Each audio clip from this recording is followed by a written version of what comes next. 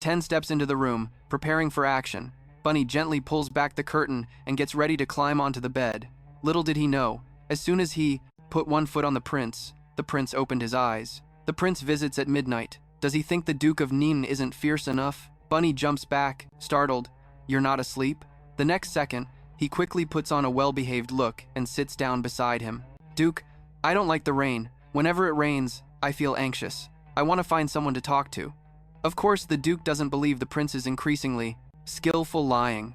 Really? Bunny awkwardly smiles. The Duke jokes, tonight I will stay here. The Duke stares at him, and finally he speaks. The prince is the ruler, and Nin is the minister. There are many differences. I hope the prince doesn't act recklessly. If the prince truly can't sleep, he can stay with Nin. They head to the study. Bunny doesn't care, casually lies down next to the Duke. The Duke's bed is so comfortable, I'm going to sleep first. At this moment, the Duke is not happy, and he forcefully pushes the prince down, questioning him. Prince, if you don't act normally, don't blame me for being impolite. Bunny, unfazed, reaches out to hug the Duke's neck. Whatever you do is useless. I'm not leaving. I absolutely won't leave. Tonight, even if I die, I must die on this bed. Duke, whatever you say is pointless. So, the two of them stare at each other. The Duke surprisingly can't help but swallow hard. As the prince of a country, how can you act so childishly? At this moment, Bunny is also sweating cold, but he still pretends to be calm and says, Duke, I'm not doing anything, just sleeping here. The Duke's gaze darkens. Ever since the prince did something inappropriate with him, the prince's behavior has become increasingly outrageous. Could it be that those male courtesans have poisoned the prince too deeply? As the Duke of the Prince of Ning, Prince, he has to take responsibility to straighten him out. So, a little while later, the Duke brings a pile of documents. When he opens those scrolls, Bunny is confused. What are all these? The Duke speaks seriously. Your Highness, the balance of yin and yang is necessary to create all things. The knowledge in these pictures can help the prince return to the right path. Bunny finally understands his purpose. The Duke wants to straighten him out. Forget it. The original host was already a gentleman in the making. You can't straighten out the Duke. The Duke likes men, especially you. The Duke grinds his teeth in anger.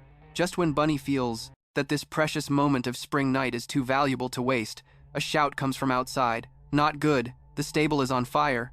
Nokia is injured while trying to save the horses. And indeed, spoiling Bunny is a kind of instinct, even to the point of bending himself. Just as it was mentioned that Bunny was preparing to enjoy a carefree time with the Duke, the shout of fire makes both of them freeze. Bunny hugs himself. It just rained too cold. On the other side, the stable servant on the ground looks pitiful and says, It's all my fault. I clearly knew there would be heavy rain tonight, so I should have moved the snow dragging earlier. That way, even if lightning strikes the stable, it wouldn't affect it. The Duke hands him a handkerchief. Come on. The original host was a prince in the making, and you just brought the vice minister down. Vice minister's version of the palace prefers boys, especially you.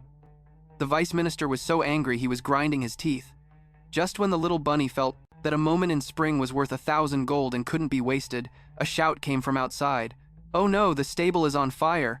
Nokia the horse was injured while trying to save the horses. And indeed, spoiling the little Bunny was an instinct, even to the point of bending himself. Always. Just as we were about to talk about the little Bunny preparing to have fun with the vice minister, the shout of fire made both of them freeze. The little Bunny hugged himself. It was just too cold from the rain. On the other side, the ground demon horse looked pitiful and said, It's all my fault. I clearly knew there would be heavy rain tonight, so I should have moved the snowplow somewhere else. That way, even if lightning struck the stable, it wouldn't affect it. The vice minister handed him a handkerchief, to the point of making himself bend. Always talking about the little Bunny getting ready with the vice minister, then the shout of fire made both of them freeze. The little Bunny hugged himself. It was just too cold from the rain. On the other side, the ground demon horse looked pitiful and said, It's all the little guy's fault. Clearly knowing there would be heavy rain tonight, I should have moved the snow shovel elsewhere. That way, even if the lightning struck the stable, it wouldn't affect it. The vice minister handed him a handkerchief. It's not the sky's fault. You can stand up if you really want to be punished. From now on, take good care of the snow trampling. The horse servant thanks the Grand Tutor on one side, secretly happy that the Grand Tutor is still suffering. His plan, to subdue in the previous life, he set fire to the horse, causing the snow trampling to get hurt. Blaming it on thunder, the Grand Tutor not only didn't blame him, but valued him even more, only fearing that this time, the snow trampling would be more severely burned than in the previous life. Horse servant. He went to the side of the snow trampling, It's all my fault that you ended up like this. From now on, I will take good care of you, but... Horse servant. Before he could finish his act, the snow trampling angrily kicked him aside. Everyone present was dumbfounded. Horse servant obviously didn't expect this situation. The little bunny gently stroked the snow trampling. It needs to rest now. Take it away. In the little bunny's heart, it couldn't help but grumble. Is the main character stupid? He acted out a scene. What effect does a melodramatic scene with a horse have? Does he think the horse will understand human speech? The horse servant showed a pitiful look. He coughed lightly twice. Still the prince, his noble status could suppress the snow trampling, cursing inwardly. How annoying. Why is the prince staying at the Grand Tutor's residence tonight? This event never happened in the previous life. The Grand Tutor is not someone easy to fool. Although the snow trampling has a hot temper, that's only in the normal racing field. Usually, it wouldn't actively hurt others, especially in such a severely injured state as now. Why was it so fierce just now, kicking the horse servant like that? A sneeze interrupted the Grand Tutor's thoughts, only to see the prince standing barefoot on the ground. The Grand Tutor frowned. Why is the prince barefoot outside? The little bunny awkwardly chuckled. I went out too hastily and didn't notice the Grand Tutor was concerned about me. Why is your mission this time to stay overnight at the Grand Tutor's residence, sharing a bed with him? The little bunny suddenly had an idea. He reached out to support his forehead. As if about to fall, the Grand Tutor quickly caught the little bunny. The little bunny leaned against the Grand Tutor's body, acting spoiled. Grand Tutor, I'm so sleepy, can you take me back to rest? The Grand Tutor replied slowly that the prince's condition wasn't yet to the point of not being able to walk. The little bunny didn't care, anyway. At this moment, he couldn't let the Grand Tutor ignore him. Otherwise, with the Grand Tutor's level of vigilance, sharing a bed with him would be as hard as climbing to the sky. The little bunny reached out to hug the Grand Tutor's neck. Grand Tutor, aren't you going to take care of this prince? The Grand Tutor's face turned suspiciously red, responding to the prince's command. How could I not listen? Then he forcefully picked up the little bunny. Their actions made the horse servant anxious to death. They could go, the hatred for the prince growing deeper. Inside the room, the little bunny blushing sat on the Grand Tutor's body, his sweet voice carrying a hint of seduction. The night is still long, let's take our time. The next morning, the Grand Tutor sat gloomily in the room from last night. He shouldn't have been lured by the prince's sweet words to share a bed with him. Moreover, the prince's sleeping position was too awkward. It took him a lot of effort to get him to sleep soundly, only for that person to pull his blanket and use it as a pillow. The Grand Tutor couldn't sleep well all night. Over here, someone. The servant came to report. The Prince of Qi sent a greeting card. In a few days, the Prince of Qi will hold a spring tea party, and that horse servant wants to meet you. He said he has something to say to the Grand Tutor. The Grand Tutor replied casually that he knew, told him to let him in. Just as he stepped through the door, his face. The poor little servant is overwhelmed, saying that the master's injury from the snow stomp is stable now, and he can eat and drink normally. Master, you don't need to worry anymore. The Grand Tutor Koa Loa has acknowledged that you did a great job. The servant kneels to pay respects and says he will take his leave now. The Grand Tutor calls for him to stop, saying, "Show me your hand." When he sees the ring on the servant's hand, the Grand Tutor is extremely shocked and quickly questions where he got this. The servant pretends to be scared by his attitude and timidly replies, "From Tich Dan." The priest from Tichquai Temple said, "This is the token left by my birth mother for me." The Grand Tutor's gaze darkens. This jade ring is identical to the one the Crown Prince had years ago. The Crown Prince and the child of Doan Fai were born just a few days apart, and the Emperor granted both children matching rings. Right now, one is on the Crown Prince's hand, while the other ring is missing. With the seventh prince lost for many years, could this servant actually be the long-lost seventh prince? The relationship between Doan Fai and the Princess of Tay has always been good. The spring tea party will definitely have the Princess of Tay present, so if Doan Fai observes this servant closely, it's just that this matter can't be rushed. It still needs to be thoroughly investigated. So, the Grand Tutor orders the servant to leave first. The moment he steps out of the room, the servant seems to transform into a different person. Given the Grand Tutor's meticulous nature, he will definitely investigate the words he said, but those words aren't false. The Grand Tutor won't be able to find out anything. He will definitely participate in this spring tea party. As for the Crown Prince, in this life, he's smarter than in the previous one. Could it be that the Crown Prince has also been reborn? No matter what, he has to speed up the progress of his plan. Investigate the truth carefully. So the Vice Minister ordered the horse servant to step back first. The moment he stepped out of the room, the horse servant seemed to transform into a different person. Relying on the Vice Minister's meticulous personality, he would definitely investigate what he said. But those words were not false, so the Vice Minister wouldn't be able to find out anything. he was definitely going to attend this spring tea party. As for the prince, in this life, he was smarter than in the past. Could it be that the prince has also been reborn? No matter what, he had to speed up the plan, to investigate what he said, but those words weren't fake. The vice minister definitely couldn't find out anything. He was definitely going to attend this spring tea party. As for the prince, in this life, he was smarter than in the previous one. Could it be that the prince has also been reborn? No matter what, he had to speed up the plan. He has secretly released a obedient bug into the Grand Tutor's study, and then as long as he moves the mother bug, this obedient bug will follow the first person it sees. On the day of the spring tea party, as long as the first person the Grand Tutor sees is him, then he will definitely follow all his arrangements. A few days later, in the backyard of the Tay Prince's residence, the little rabbit secretly climbs over the wall to go out. The system says that the Crown Prince's birth mother and Do and Phi don't get along, but Do and Phi and the Princess of Tay have a good relationship. He would definitely follow all of his arrangements. A few days later, in the back courtyard of the Duke's residence, the little bunny sneaked around. Through this connection, the Princess of Tay definitely doesn't like him, so he can only disguise himself as a girl to sneak into the spring tea party. But for what reason? The system chuckles. Although he succeeded last time, the Grand Tutor isn't yet moved by the Crown Prince. The Crown Prince suspects the Grand Tutor likes women, so he disguises himself as a girl to probe him, trying to build a good relationship. Given the bridge relationship, the Duke's wife definitely didn't like him, so he could only disguise himself as a girl to sneak into the spring tea party. But for what reason? The system chuckled. Although he had succeeded last time, the vice minister was still not shaken enough by the prince. The prince suspected the vice minister liked women, so he disguised himself to probe him, enough to shake the prince. The prince suspected the vice minister liked women, so he disguised himself as a girl to probe him. This is the next mission. Hearing this, the little rabbit is speechless. You should change your name to the system of all kinds of plays, right?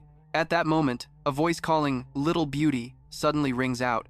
When the little rabbit turns around, he sees a drunken man looking at him with lustful eyes, saying, "There were all kinds of people." Just at that moment, a call for a little beauty came from somewhere. When the little bunny turned around to look, he saw a drunken man staring at him with lustful eyes, saying, "The courtesan in this residence, I think you are the most beautiful. Drink a few glasses with me, whatever you want, I'll reward you." The little rabbit frowns, saying, "Even though I'm a courtesan in the Tay Prince's residence, I'm still a proper young lady. How can I allow you to act recklessly?" Hearing this, the man is even more delighted. "A respectable family. I like proper young ladies the most."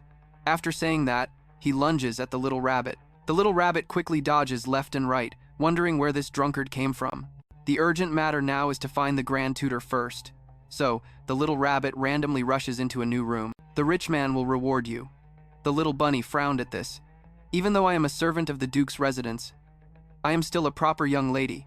How can I allow you to act recklessly?" Hearing this, the guy got even happier. A respectable family. What this rich man likes the most is a virtuous young lady. After saying that, he lunged at the little bunny. The little bunny quickly dodged left and right, thinking, "Properly, how could I allow you to act recklessly?" Hearing this, the other person became even happier. A serious family, this big guy loves the daughters of respectable families the most. After saying that, he lunged towards the little bunny. The little bunny hurriedly dodged left and right, causing chaos. Where did this drunkard come from? The urgent thing right now is to find the vice minister first. So, the little bunny randomly burst into a new room. Chasing off that drunk dude from the royal residence is such a wild ride. Where even is this place? Looking at the back of the person standing behind the screen, the little bunny feels like she's seen that silhouette before. Her eyes resemble the vice minister a bit, so the little bunny cautiously speaks up. "This young master, I was originally a courtesan in the royal residence, but was chased away by some bad guys. Can you let me stay here for a bit?" The vice minister slowly turns around, his gaze a bit dazed as he replies, "Whatever you say." "Excuse me?" The little bunny is shocked, her eyes wide open. "Vice minister, what are you saying?" "Thanks for sticking around till the end, babes. If you liked it, don't forget to like, share, and drop a comment to let us know, okay? And subscribe to the channel for the latest updates, alright?" The vice minister, now under control, has turned into a little kitten, obediently doing whatever the bunny says. Lung Tae, seeing a vice minister so submissive for the first time, immediately decides he needs to test this out.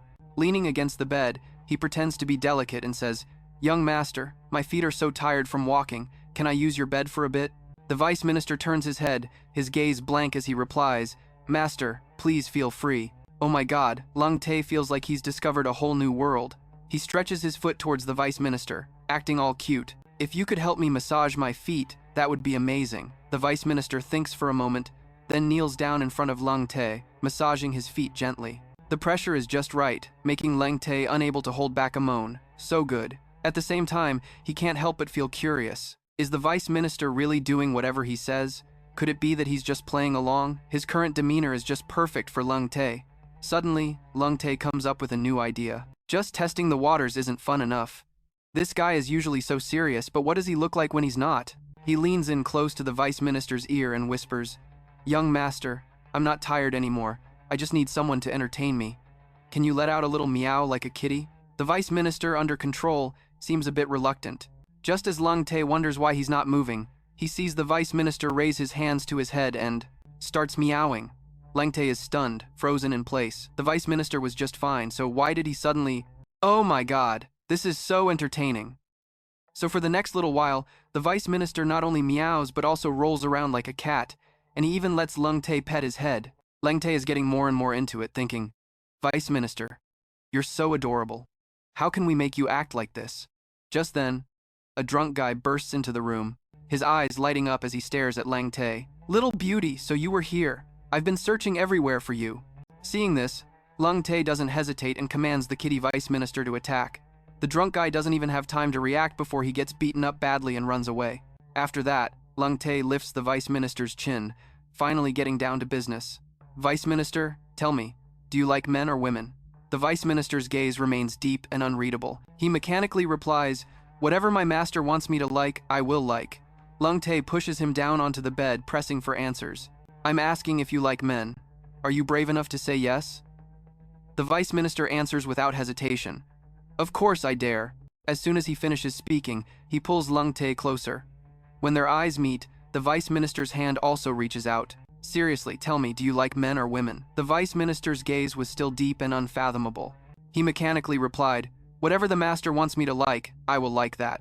Leng Te pushed him down onto the bed, pressing for answers. "I told you to like men. Do you dare?" The vice minister answered without hesitation.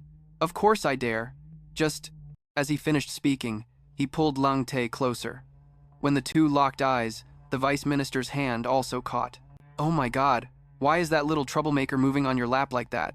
Looks like he likes boys when he's being teased." Then, when he was totally lost in thought, the advisor suddenly snapped back to reality and was like, "Prince, what are you doing here?" The little bunny got misunderstood as a lowly person after that. Once the advisor was back to his senses, he used this situation to pressure the prince into choosing a consort. The advisor immediately remembered that steamy scene when he was all over the prince, acting like a little kitten. Like, how ridiculous. Just before, the advisor was furious and literally shoved the prince down like, "Dude, you're way too sensitive." And then there's the whole being a gentleman thing, which he clearly hasn't mastered. Now he's learning these sleazy tricks? His situation was just him being played by someone else.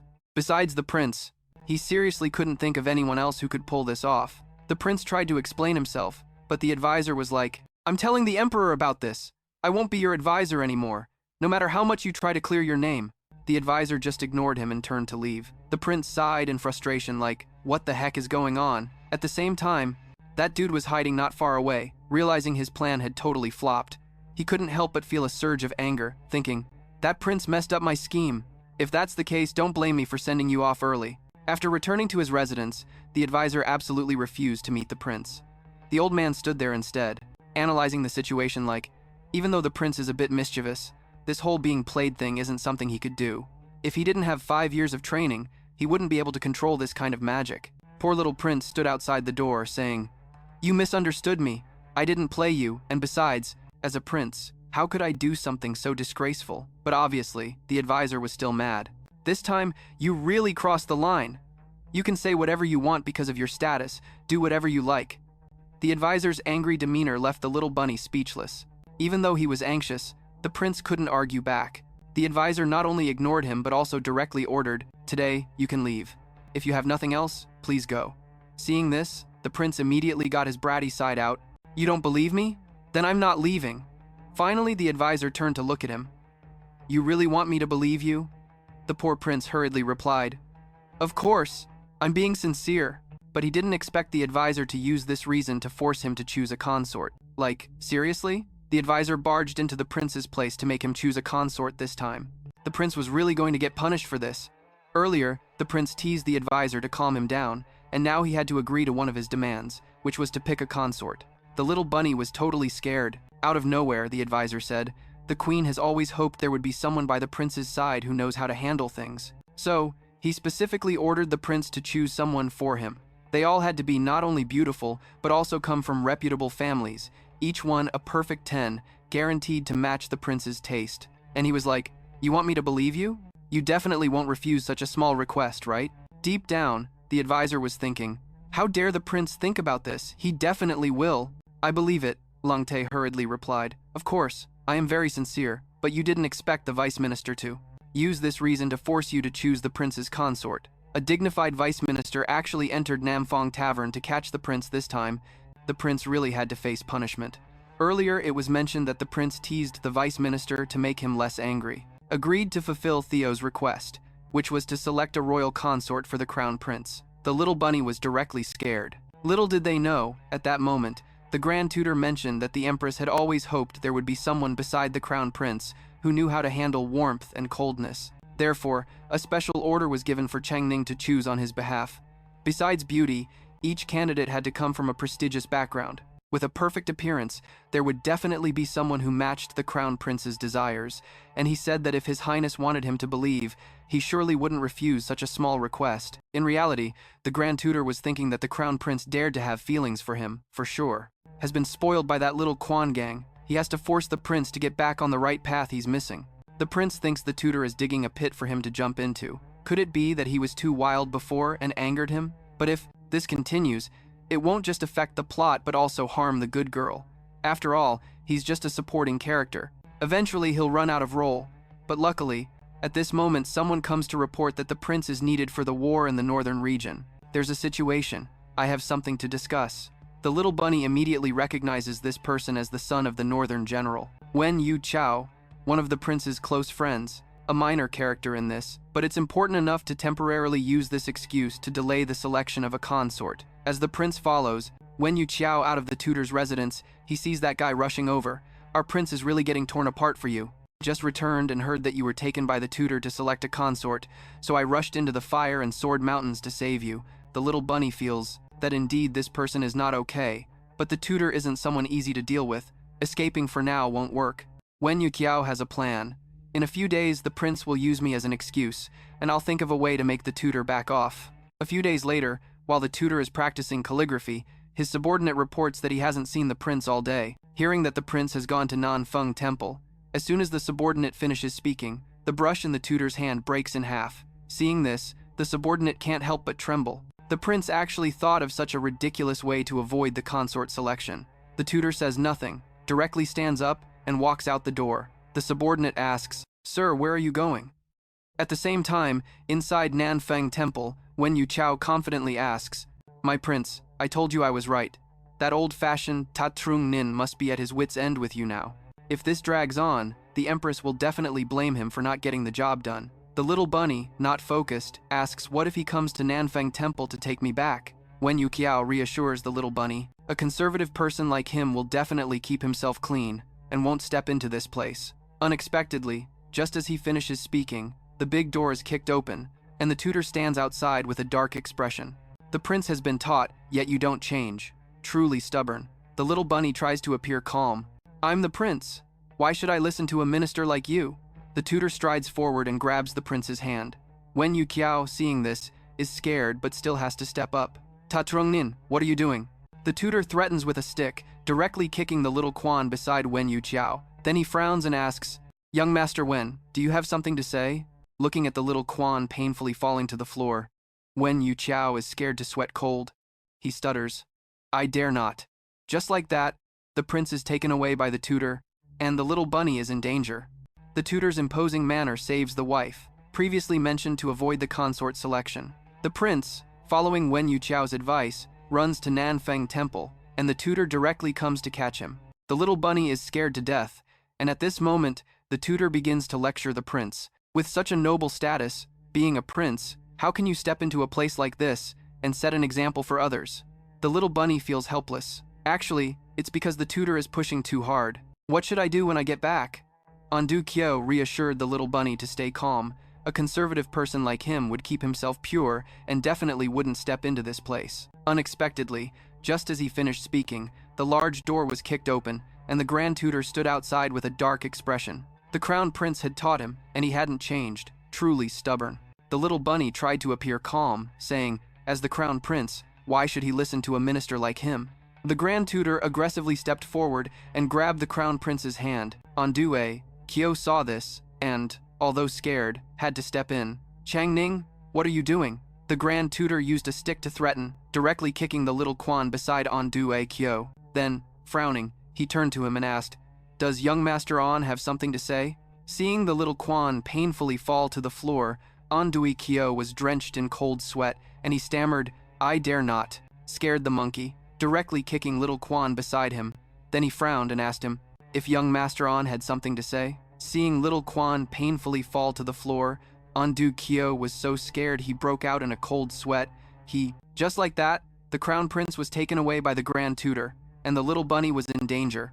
The Grand Tutor was so domineering, saving his wife to avoid the matter of selecting a consort.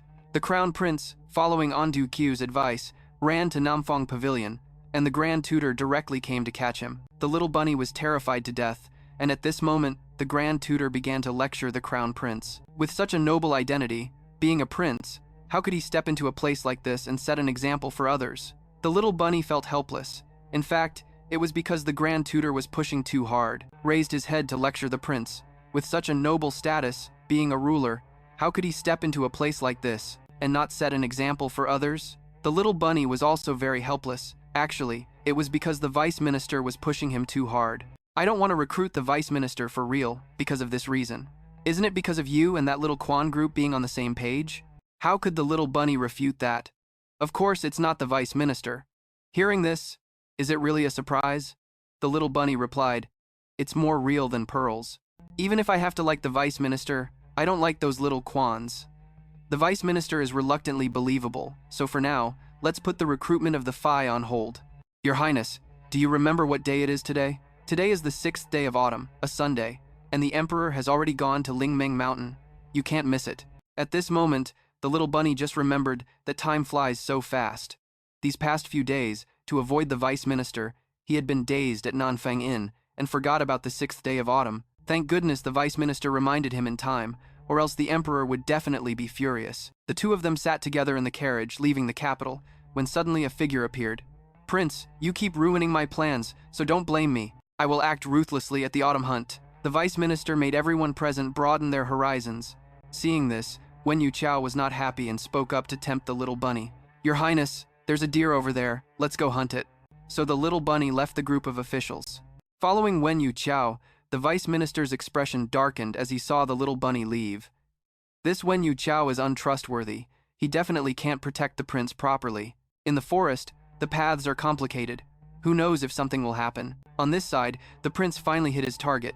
He turned around, about to brag a little to Wen Yuchao, only to find that there was no one around. At that moment, an arrow came out of nowhere, aimed at the black horse. Startled, it began to lose control. The little bunny didn't have time to react before it went wild and charged forward. When the vice minister arrived, he just happened to see this scene. The little bunny was extremely frightened. If he didn't jump off the horse now, he would definitely die. Seeing the black horse fall into the abyss, the vice minister rushed over in worry. Your Highness, are you okay? The little bunny weakly turned his head and said he was fine, just didn't know why the horse lost control. Luckily, he decisively jumped off the horse. Otherwise, he would have fallen into the abyss like that horse. The vice minister was puzzled about why the horse lost control. Did your Highness notice anything unusual? At this moment, the ground beneath the little bunny cracked, and the vice minister's eyes narrowed. Your Highness, run! Immediately after, the rock they were standing on also crumbled. The vice minister was bitten by a poisonous snake. Our little bunny sucked out the poison himself. What a sweet torture.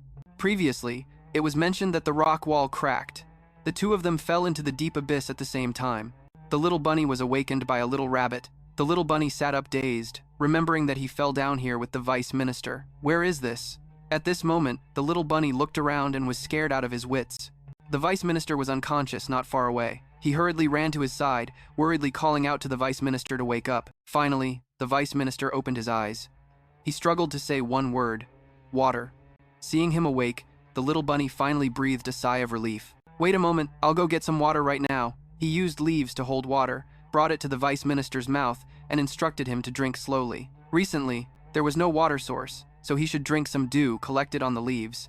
After resting for a while, the two of them began to search for a way out. The little bunny supported the vice minister while asking him if he felt anything unusual before. Now I remember, I heard something. What the heck? The little bunny weakly turned around and said it was nothing, just that he didn't know why the horse lost control. Thank goodness he decisively jumped off the horse. Otherwise he would have fallen into the abyss like that horse. The Grand Tutor was puzzled before the horse lost control. Did His Highness notice anything unusual? At that moment, under the little bunny's feet, there was a cracking sound, and the Grand Tutor's eyes narrowed. The horse lost control. Did the prince notice any abnormalities? At this moment, under the little bunny's feet, there was a cracking sound. The vice minister's eyes twitched. Your Highness, run! Right after that, the cliff where they were standing also started to crumble. The Grand Tutor was bitten by a poisonous snake. Our little bunny sucked out the poison himself. It was truly sweet torture. Poison biting. Our little bunny sucked the poison himself. Truly a sweet torture. Previously, he mentioned the wall. Previously, it was mentioned that the rock wall had cracked. Both of them fell into the deep abyss at the same time. The little bunny was awakened by a little bunny calling him. The little bunny sat up in a daze, remembering that he had fallen down here with the Grand Tutor. Where is this place? At that moment, the little bunny looked around and was scared out of his wits, remembering he fell down here with the vice minister. Where is this? At this moment, the little bunny looked around and was scared. The Grand Tutor was unconscious, not far away. He hurriedly ran to his side, worriedly calling out for the Grand Tutor to wake up. Finally, the Grand Tutor opened his eyes. He struggled to say one word: water. Seeing him awake, the little bunny finally breathed a sigh of relief. Again. Finally, the vice minister opened his eyes. He struggled to say one word: water. Seeing him awake, the little bunny finally breathed a sigh of relief. Wait a moment, I'll go get water right now. He used leaves to hold water, brought it to the Grand Tutor's mouth, and instructed him to drink slowly. Recently, there was no water source, so he could drink some dew collected on the leaves. After resting for a while, drink slowly. Recently, there hasn't been a water source. Drink some dew on the leaves. After resting for a while, the two began to search for a way out. The little bunny supported the Grand Tutor while asking him, Did you notice anything unusual before this? Now I remember. At that time I heard, Here, did you ask me if I felt anything unusual? Now I remember. At that time I heard. A whistle from a horse suddenly lost control. Then it crazily charged towards the deep abyss for no clear reason. Hearing that, the deputy's gaze turned cold. The whistle suddenly lost control. Could it be that? But he didn't have time to finish his sentence. He started to cough wildly because it turned out the deputy's thigh was bitten by a snake. He wondered how out of nowhere he got bitten by a snake. The deputy also didn't understand why he guessed that while unconscious, he was attacked by the little rabbit pointing towards a cave not far away. Deputy, how about we go inside and rest for a bit? I'll think of a way to save you. But as soon as we entered the cave, the deputy couldn't stay calm anymore. He shouted at the little rabbit, Are you causing chaos? Can you take off my pants? The little rabbit was a bit speechless. The deputy was in such a state, and he was still worried about these things. This snake's venom spreads quickly. By the time I find the herbs, you might have already met your ancestors. The deputy's ears and face were already bright red. He clutched his clothes and said one thing. Your Highness, keep some distance. While our little rabbit had already secured the deputy's wound, then he started to suck out the poison. Deputy, hold on a bit. It'll be done soon. The deputy wanted to resist, but it was useless until all the poisonous blood was sucked out. However, as soon as he raised his head, he was stunned. The life inside the cave of the deputy and the little rabbit was no joke. Our little rabbit was indeed a good wife and a virtuous daughter-in-law. Previously, it was mentioned that the deputy was bitten by a poisonous snake on his thigh, and the little rabbit didn't care about the royal etiquette and helped him suck out the poison. After it was done, the little rabbit asked the deputy if he felt any better. At this moment, the deputy didn't want to say anything. Seeing him silent, the little rabbit was puzzled. Is there anything else wrong? The deputy avoided eye contact and replied, I'm fine. The little rabbit didn't continue to ask. Well, you rest? I'll go find some food and check if the reinforcements have arrived. In fact, the little rabbit knew very well that the deputy wasn't someone who was unpredictable. Maybe he was just feeling shy right now. He thought it was a bit old-fashioned, so he should go outside to let the deputy calm down a bit. Little did the rabbit know, after he left, the deputy's face turned bright red. He glanced down, then felt it was too absurd, really absurd. Soon, the little rabbit returned with a chicken. The deputy was astonished. The prince was really different from before. Previously, he was someone who didn't study at all, right? A prince who was revered by everyone could do this kind of thing. The little rabbit skillfully started a fire and then quickly roasted the chicken. The deputy couldn't help but ask about the prince's survival skills in the wild. It was really impressive. The little rabbit, unguarded, turned back to answer, "Of course. Since I was little, I followed my dad up the mountain." After saying that, he suddenly froze. This was a time when he went up the mountain for his father to teach him. "I learned quite a few survival skills in the wild from my military outings. I was curious, so I asked him to teach me." The deputy really couldn't understand what his dad meant. Just now, it seemed like the prince wanted to hide something. While the two were leisurely enjoying the roasted chicken, a wolf howl suddenly echoed, scaring them out of their wits. The little rabbit expressed that today when he went out, he had carefully observed the surroundings. The terrain here was very complicated. On the way, there were many bones of wild beasts. At night, it would be hard to survive. Right now, I'll go find something to block the cave entrance. The two were leisurely enjoying some roasted chicken when a wolf's howl suddenly echoed, scaring the life out of them. The little bunny expressed that today, while out and about, he had meticulously observed his surroundings. The terrain here was super complicated. There were a ton of bones from wild beasts on the path, and at night, it wouldn't be easy to survive. Right now, I need to find something to block the cave entrance. The little bunny just stepped outside when a big wolf appeared right in front of it, and it was following a pack of scared little bunnies. Quickly backing away, the chief advisor held the prince's shoulder, urging him to go inside first. The little bunny was super worried about the chief advisor. "Are you hurt? I can't let you get in danger." The little bunny hurriedly picked up a burning stick to shield itself. The chief advisor knew that in dangerous times, one must remain calm. The pack of wolves stepped back a few paces at the sight of the fire. Seeing this, the little bunny let out a relieved smile. The chief advisor seemed to think they were afraid of fire. "We can set it up in front of the shop, but you..." Hadn't finished speaking when a wolf lunged at them. Finally, the chief advisor was moved by the little bunny. "If you weren't a prince, I'd think this isn't so bad." Earlier, it was mentioned that the little bunny and the chief advisor were attacked by the pack of wolves. All that could be heard was a miserable cry, with fresh blood flowing. The chief advisor was dying of anxiety. "Your Highness, are you okay?" The little bunny expressed that it was fine. Then it even tried to lift its head and smile at the chief advisor. The pack of wolves advanced again, and the chief advisor told the prince to go ahead to deal with them. The little bunny refused, saying that the chief advisor must show that he is useful. "If we run without fighting, how can I serve them in the future?" The chief advisor disagreed with this, saying now is not the time to be reckless. "Your Highness, your noble status must inherit the country in the future." The little bunny picked up a burning stick from the ground. "If I run tonight, you will definitely die facing the pack of wolves alone. Compared to the empty power and the throne, I don't want to see someone alive suddenly disappear right in front of me. I've lost once, I won't avoid it this time." With that, the little bunny charged at the pack of wolves, wanting to defeat the 100 soldiers by first capturing the general. After many attacks, the lead wolf was finally beaten to the brink of death. The surrounding wolves saw this and dared not come closer. The chief advisor was also stunned by this scene. He reminded the little bunny that the pack of wolves had retreated. "Are you okay?" Finally, the little bunny stopped. Then it stood up, tears streaming down its face, saying, "I'm fine. I'm strong like this." The chief advisor finally breathed a sigh of relief. "As long as you're okay." The little bunny explained that it was just a bit overwhelmed since it was its first time fighting wild wolves. The chief advisor smiled. "So, why are your legs shaking like that?" The little bunny stammered, saying a lot of I. Then, it just collapsed. The chief advisor sighed, not knowing since when the prince was no longer like before. Before, he would never let himself be in danger, risking everything to help. "Sometimes I feel like I don't recognize you anymore. Who are you really? Are you still the prince?" "If you're not the prince, I'd think this current situation isn't so bad." The chief advisor was bent over. Indeed, a man acting spoiled is hard to refuse. Earlier, it was mentioned that after fighting with the pack of wolves, the little bunny fainted from exhaustion, while the chief advisor, looking at the unconscious prince, thought a lot. In the end, he expressed that if you weren't the prince, I'd think this isn't so bad. At this moment, the little bunny finally woke up.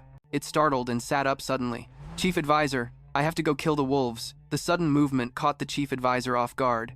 So the two bumped heads. The little bunny held its forehead, asking the chief advisor, "Why are you so close? Just now, I thought you were a wolf."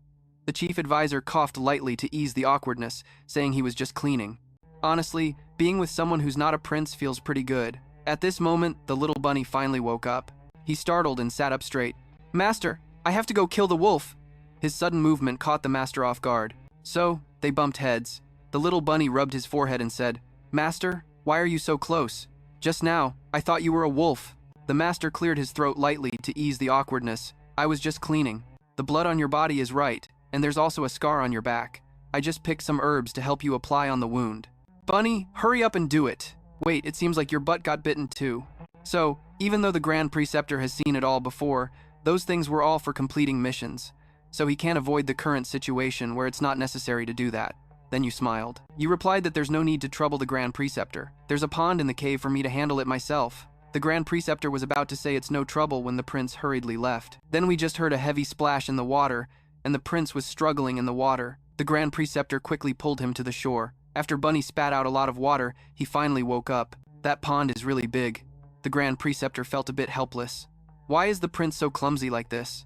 The system also felt it. What are you still shy about? Is there anywhere on your body that the Grand Preceptor hasn't seen? At this moment, the Grand Preceptor reached out to the prince. Your clothes are wet, take them off to dry. Bunny quickly held onto his collar, saying it's fine, I'll just sit by the fire to dry off. The Grand Preceptor frowned. Why does the prince avoid me like I'm a venomous snake? Bunny paused. The Grand Preceptor joked, I'm just a little unaccustomed. The Grand Preceptor leaned closer to Bunny. If someone else said this, I might believe it. But Prince, how can you Zhang Ning believe this? Bunny's heart shattered. This is because he used to flirt too much. Now saying he's pure, no one would believe it. It's all the system's fault. The Grand Preceptor started to feel wronged. Does the prince dislike me? Bunny was confused. He had never seen the Grand Preceptor like this. The Grand Preceptor continued to act pitiful, saying that the prince dislikes the wounds on my body. My hands and feet are clumsy. So, if you don't act according to your personality, why are you actively avoiding me? Forget it. Maybe it's because of old age. The prince's personality has changed too. Bunny directly threw it away. Like, can you believe this, Chang Ning? The little bunny's heart shattered. This was all because he had flirted too hard before, and now saying he was pure, no one would believe it. It's all the system's fault. The master was starting to feel wronged. Does the prince hate me? The little bunny was confused. He had never seen the master like this. The master continued to act all pitiful. You hate me because I have wounds on me, and I'm all clumsy. Why? If you didn't act like your usual self, why would you actively avoid me? Forget it. Maybe it's just because you're older now. Your personality has changed. The little bunny just tossed it aside. The prince also changed. The little bunny directly threw it.